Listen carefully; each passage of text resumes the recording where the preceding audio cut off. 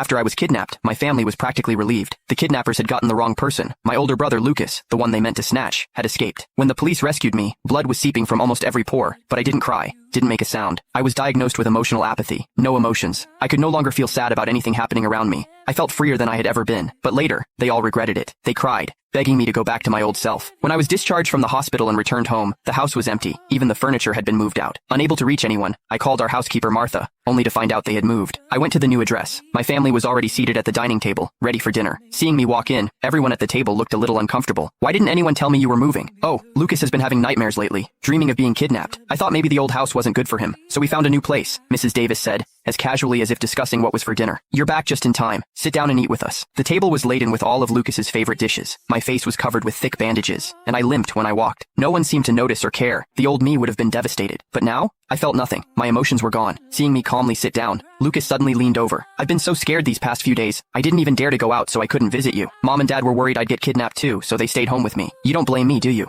Before I could say a word, Mr. Davis quickly jumped in. Come on, Hyman, it's not that serious. You two are brothers. You should cut each other some slack. I didn't know how to react. I was the one who was kidnapped. Lucas laughed heartily. Hey, I just didn't want him to overthink it. Hyman has always been so independent, much braver than me. I really envy people with courage, he said, picking up a shrimp and placing it in my bowl. I silently put down my fork. I'm allergic to shrimp. No one at the table remembered. No one. My name is Hyman. My older brother's name is Lucas. No doubt about it, we're biological brothers. An old fortune teller once told my parents that I had a difficult fate and shouldn't be raised by them. So, they sent me away to live with my distant grandparents in a remote town. All those years, they barely visited me. They only brought me back after my grandparents passed away. I came home filled with hope, but I quickly realized this house wasn't for me. The day I was kidnapped, Lucas insisted on taking a deserted alley. After a few steps, he claimed he needed to find a restroom and told me to wait right there for him. After that, I lost consciousness. I'll never forget those memories. Damn it, a worthless piece of trash. The kidnappers' fists landed on me, blow after blow, venting their rage. They had mistaken me for Lucas. They had kidnapped the wrong person. My family refused to pay my ransom, so they wouldn't get a single dime. I was starved for 3 days, tortured for 3 days. My throat was raw. I couldn't even scream anymore. When the police burst in, the kidnappers were about to strip me. Blood blurred my vision, but I still strained to open my eyes, looking behind them.